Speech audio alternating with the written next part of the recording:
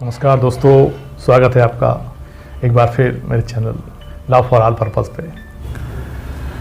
आज हम देखेंगे अध्याय 14, अध्याय 14, जो सेक्शन 190 से लेके सेक्शन 199 तक है, जो बात करता है कार्रवाई शुरू करने के लिए अपेक्षित शर्तों के बारे में।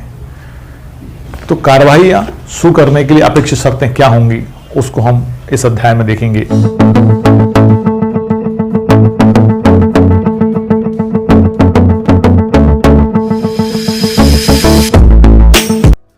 मजिस्ट्रेट कैसे अपराधों को संज्ञान लेते हैं। क्लॉज 1 है, इस अध्याय के उपबंधों के अधीन रहते हुए कोई प्रथम वर्ग मजिस्ट्रेट और उपधारा 2 के अधीन विशेष से सशक्त किया गया कोई द्वितीय वर्ग मजिस्ट्रेट किसी भी अपराध का संज्ञान निम्नलिखित दशाओं में कर सकता है। तो क्लॉज 1 में वो कह रहे हैं कि जुडिशियल मजिस्ट्रेट फर्स्ट क्लास जिसको संज्ञान लेगा मामले का, और विशेष कंडीशन में सशक्त किया गया जुडिशियल मजिस्ट्रेट सेकंड क्लास भी अपराधों का संज्ञान ले सकता है। अब किन दशाओं में संज्ञान लेगा, तो 200 दशाएं नीचे वर्णित की गई हैं। क्लॉज 1 का ए है, उन तथ्यों का जिनसे ऐसा अपराध बनता है परिवाद प्राप्त होने पर, मतलब वो तथ्य जिनसे कोई अपराध बन रहा है उनके बारे में कोई व्यक्ति परिवाद करता है। बी है, ऐसे तथ्यों के बारे में पुलिस रिपोर्ट, ऐसे तथ्य जो जिससे अपराध बन रहा है पुलिस रिपोर्ट पर। और सी है, पुलिस अधिकारी से भिन्न किसी व्यक्ति से प्राप्त इस इत्तला पर या स्वयं अपनी इस जानकारी पर कि ऐसा अपराध किया गया है। पुलिस अधिकारी से भिन्न मतलब पुलिस अधिकारी से भिन्न कोई व्यक्ति हो सकता है। स्वयं की जानकारी, मजिस्ट्रेट अपनी इस जानकारी पर ऐसा अपराध किया गया है, उसके आधार पर संज्ञान ले सकता है। अब क्लॉज 2 है, मुख्य न्यायिक मजिस्ट्रेट किसी द्वितीय वर्ग मजिस्ट्रेट को ऐसे अपराधों का जिनकी जांच या विचारण करना उसकी क्षमता के अंदर है उपधारा 1 के अधीन संज्ञान करने के लिए सशक्त कर सकता है। जैसा कि मैंने क्लॉज 1 में देखा था कि द्वितीय वर्ग magistrate judicial magistrate second class जिसको मुख्य न्यायिक मजिस्ट्रेट द्वारा इस हेतु सशक्त किया गया है, तो वो उनकी ऐसे मामलों की जिनकी जांच विचारण करना उनकी क्षमता के अंदर आता है, उपधारा 1 के अधीन संज्ञान करने के लिए सशक्त कर सकता है। तो वो क्या करेगा, ऐसे द्वितीय वर्ग मजिस्ट्रेट को भी संज्ञान करने के लिए सशक्त कर सकता है। और उसमें भी उन्होंने स्पष्ट लिखा है कि जो मुख्य न्यायिक मजिस्ट्रेट है वो किसी द्वितीय वर्ग मजिस्ट्रेट को ऐसे अपराधों का जिनकी जांच विचारण करना उसकी क्षमता में आता है, मतलब वो उनकी जांच विचारण कर सकता है, जो द्वितीय वर्ग मजिस्ट्रेट उसको ही सशक्त करेगा मुख्य न्यायिक मजिस्ट्रेट संज्ञान लेने के लिए। तो दोस्तों हमने देखा क्लॉज 1 कहता है जुडिशियल मजिस्ट्रेट फर्स्ट क्लास के बारे में, और clause 2 judicial magistrate second class को सशक्त जिसको मुख्य न्यायिक मजिस्ट्रेट करता है वो संज्ञान ले सकता है उन तथ्यों को परिवाद के आधार पर, पुलिस रिपोर्ट उन तथ्यों की पुलिस रिपोर्ट के आधार पर जिनसे कोई अपराध बनता है, या किसी अन्य व्यक्ति पुलिस से भिन्न हो सकता है, खुद की स्वयं की जानकारी पर भी वो संज्ञान ले सकता है। सेक्शन 191 अभियुक्त के आवेदन पर अंतरण।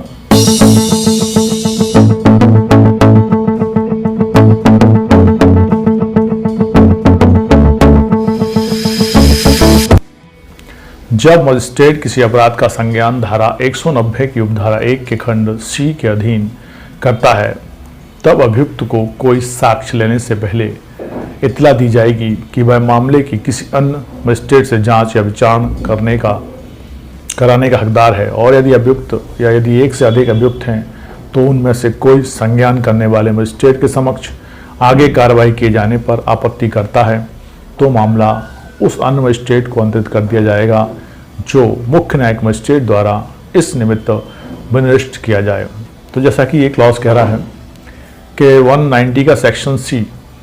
क्लॉज सी जो है वो कहता है पुलिस अधिकारी से भिन्न किसी व्यक्ति से प्राप्त इस इत्तला पर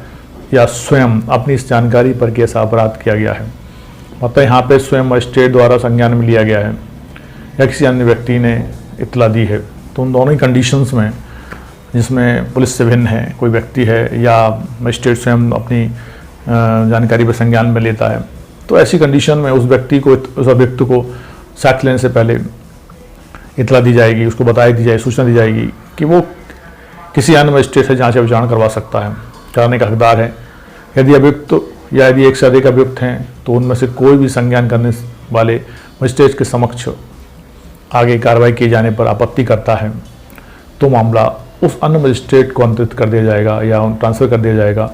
जो मुख्य न्यायिक मजिस्ट्रेट द्वारा इस निमित्त निर्दिष्ट किया जाए। जिस मजिस्ट्रेट ने संज्ञान लिया है मामले का, अभियुक्त को सूचना दी जाएगी, इतला दी जाएगी, जानकारी दी जाएगी कि वो अन्य मजिस्ट्रेट से भी जांच विचारण करने का हकदार है। और एक से अधिक यदि अभियुक्त हैं तो उनमें से कोई भी अभियुक्त मजिस्ट्रेट ने संज्ञान किया है उससे ही कार्रवाई कराने के लिए आपत्ति करता है, तो जो मुख्य न्यायिक मजिस्ट्रेट है किसी अन्य मजिस्ट्रेट के समक्ष, जिसको वो निर्दिष्ट करे, ऐसे मजिस्ट्रेट के समक्ष कार्रवाई की जाएगी, जांच और विचारण होगा, आगे कार्रवाइयाँ होंगी। मतलब संज्ञान करने वाले मजिस्ट्रेट से भिन्न कोई मजिस्ट्रेट से कार्रवाई करवाई जा सकती है। ऐसा अधिकार अभियुक्त के आवेदन पर अंतरण हो सकता है मामले का, और सेक्शन 191 कहता है। वहीं सेक्शन 192 है मामले मजिस्ट्रेटों के हवाले करना।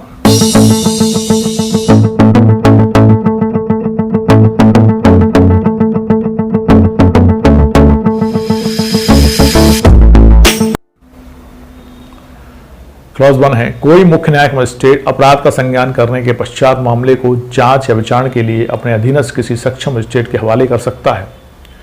क्लॉज 2 है, मुख्य न्यायिक मजिस्ट्रेट द्वारा इस निमित्त सशक्त किया गया कोई प्रथम वर्ग मजिस्ट्रेट अपराध का संज्ञान करने के पश्चात मामले को जांच या विचारण के लिए अपने अधीनस्थ किसी अन्य सक्षम मजिस्ट्रेट के हवाले कर सकता है, जिससे मुख्य न्यायिक मजिस्ट्रेट साधारण या विशेष आदेश द्वारा निर्दिष्ट करे, और तब ऐसा मजिस्ट्रेट जांच या विचारण कर सकता है। तो क्लॉज 1 कह रहा है कि मुख्य न्यायिक मजिस्ट्रेट अपराध का संज्ञान करने के पश्चात मामले को जांच और विचारण के लिए किसी अपने अधीनस्थ मजिस्ट्रेट को जो सक्षम है उसको सुपुर्द कर सकता है, हवाले कर सकता है। वहीं क्लॉज 2 है, वो कहता है मुख्य न्यायिक मजिस्ट्रेट द्वारा इस निमित्त सशक्त किए गए जुडिशियल मजिस्ट्रेट फर्स्ट क्लास द्वारा अपराध का संज्ञान करने के पश्चात जांच और विचारण करने के लिए अधीनस्थ किसी सक्षम मजिस्ट्रेट के हवाले कर सकता है, जिससे मुख्य न्यायिक मजिस्ट्रेट ने इस हेतु निर्दिष्ट किया है, तब ऐसा मजिस्ट्रेट जांच और विचारण कर सकता है। मतलब संज्ञान मुख्य न्यायिक मजिस्ट्रेट के आदेश पर जुडिशियल मजिस्ट्रेट फर्स्ट क्लास करेगा, जुडिशियल मजिस्ट्रेट फर्स्ट क्लास ने की है तो वो उसके अधीनस्थ ऐसा सक्षम मजिस्ट्रेट जिसको मुख्य न्यायिक मजिस्ट्रेट ने इस हेतु निर्दिष्ट किया है उसके समक्ष मामला चलेगा, जांच और विचारण होगी, तो मामले मजिस्ट्रेटों को हवाले कर दिए जाएंगे, जैसे कि मुख्य न्यायिक मजिस्ट्रेट ने जिनको निर्देशित कर रखा है। तो सेक्शन 192 बताता है मामले मजिस्ट्रेटों के हवाले करना। अब वहीं क्लॉज है 193, अपराधों का सेशन न्यायालय द्वारा संज्ञान।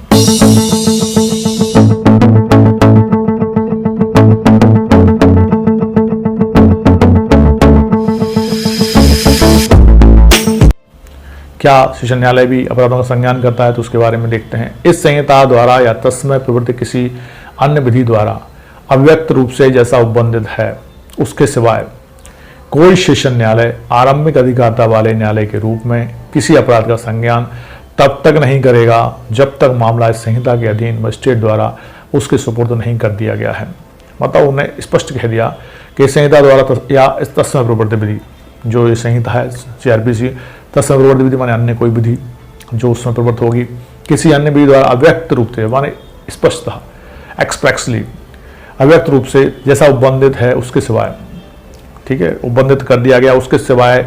वो कोई भी सेशन न्यायालय आरंभिक अधिकारिता वाले न्यायालय के रूप में किसी अपराध का संज्ञान नहीं करेगा, सामान्य रूप से ही है, और तब तक नहीं करेगा जब तक कि उस मामले को इस संहिता के अधीन मजिस्ट्रेट द्वारा उसको सुपुर्द नहीं कर दिया गया है। तो मजिस्ट्रेट द्वारा मामले को सुपुर्द किया जाएगा, तब वो संज्ञान में उस मामले को लेगा, विचारण करेगा, सब मामला उसके संज्ञान में आएगा।